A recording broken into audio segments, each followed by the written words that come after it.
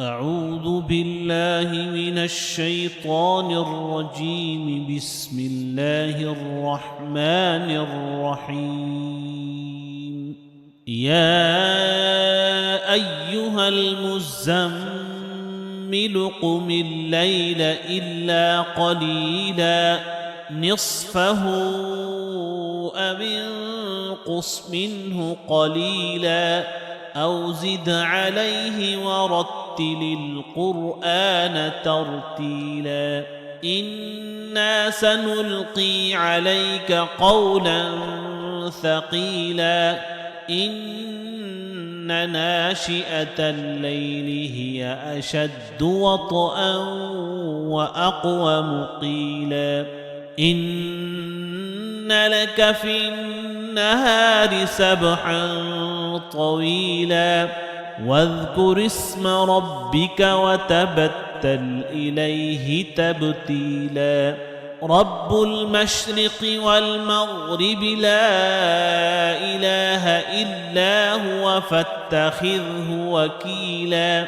واصبر على ما يقولون واهجرهم هجرا جميلا. وذرني والمكذبين أولي النعمة ومهلهم قليلا.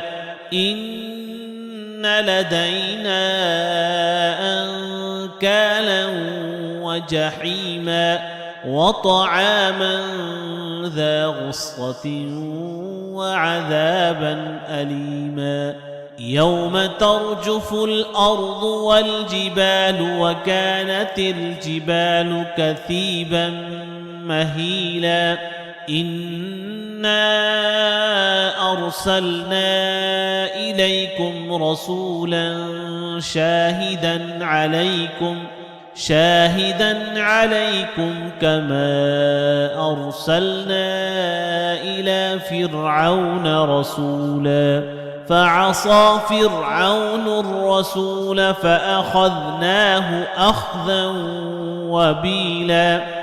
فكيف تتقون إن كفرتم يوما يجعل الولدان شيبا.